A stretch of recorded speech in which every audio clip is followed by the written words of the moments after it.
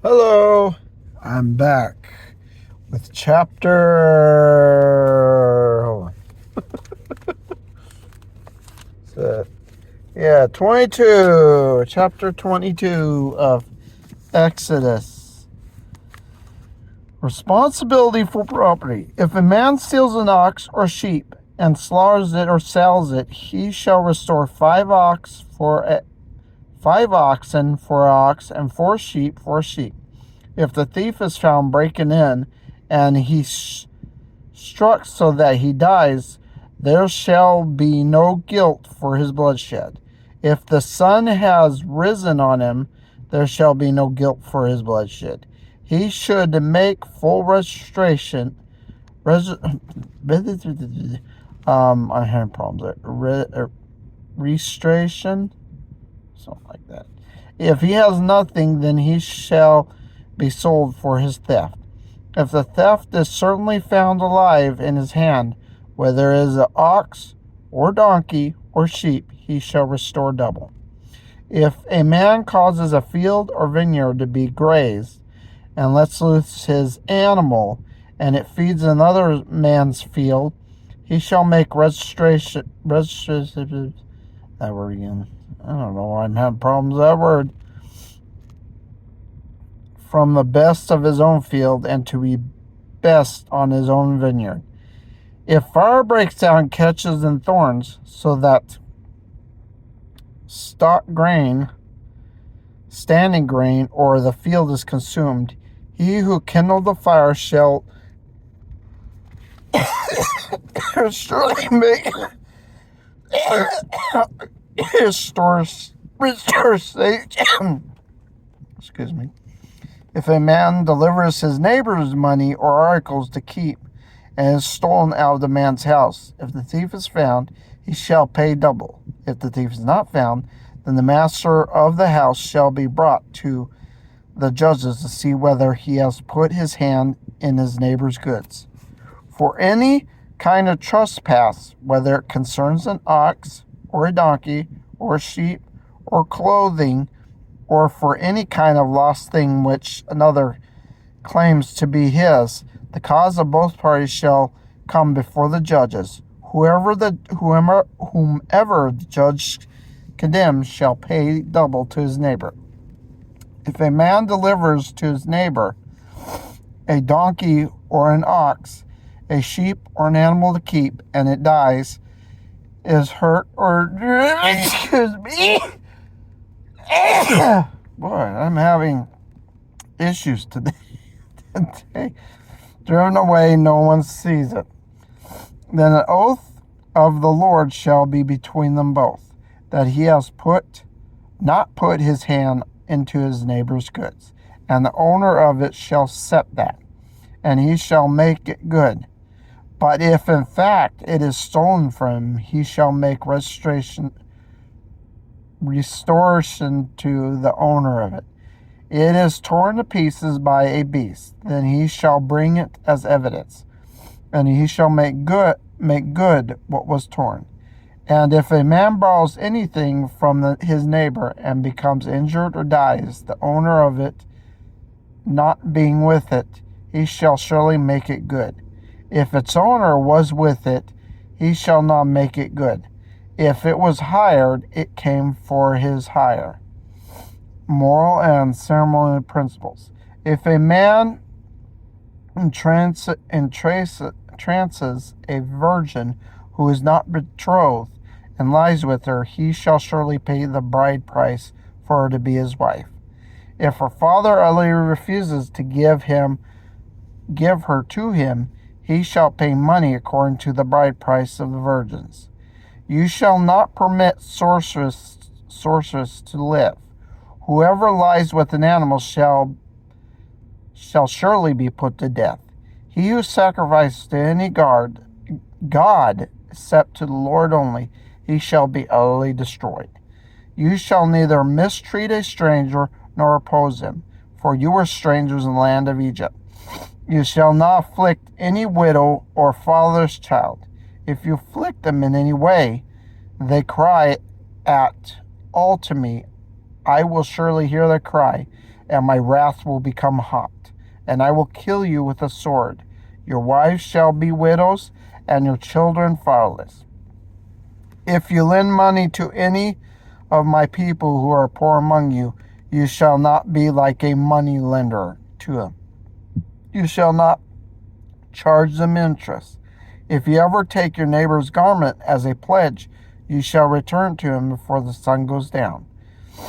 For that is his only covering. It is his garment for his skin. What will he sleep in?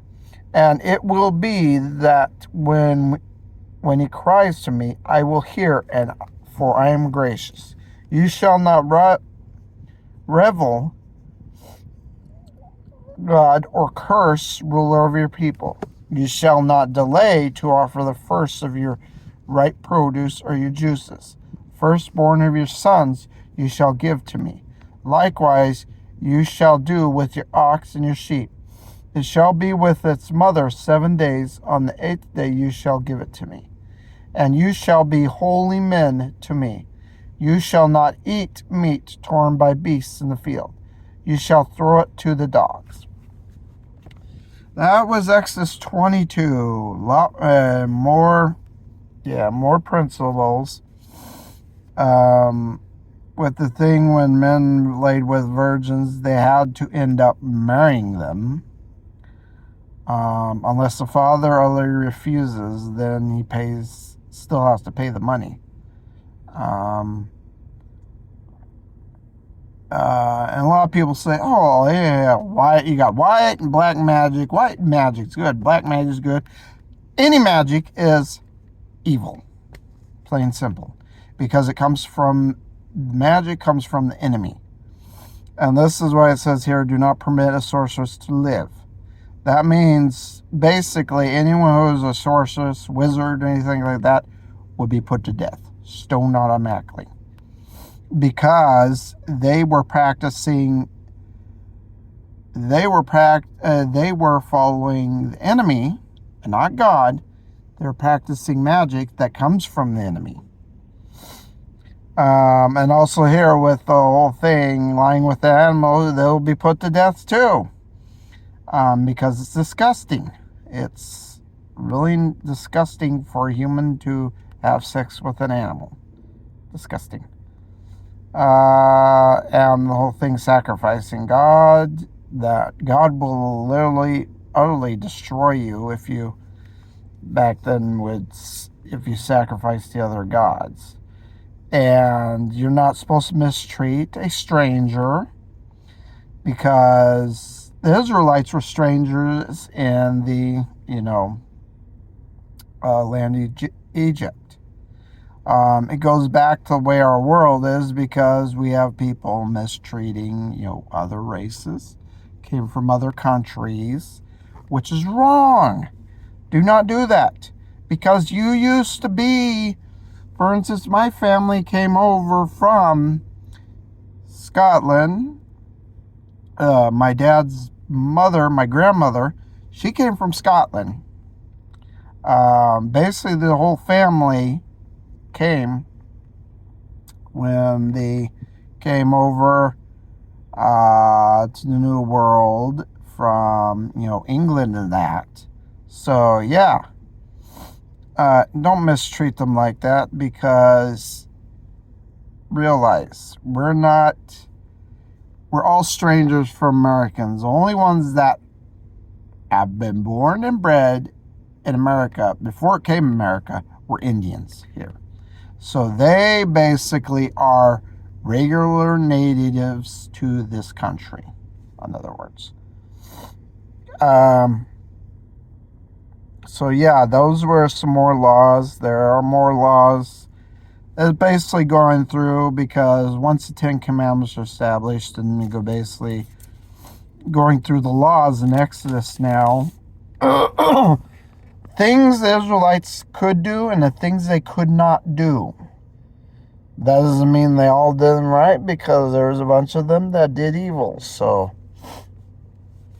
and they had to be purged from the children of Israel.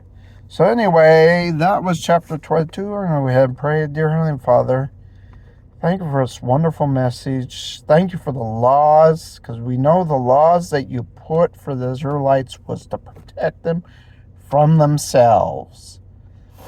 Keep them protected. You were looking after your children because they were not too bright. The Israelites were not too bright.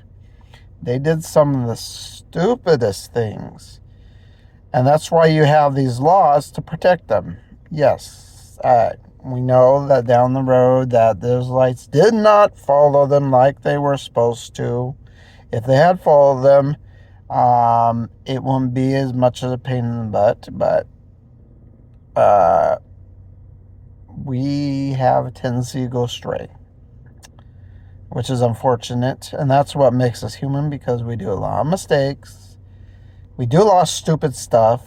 I've done a lot of mistakes. I've done a lot of stupid stuff.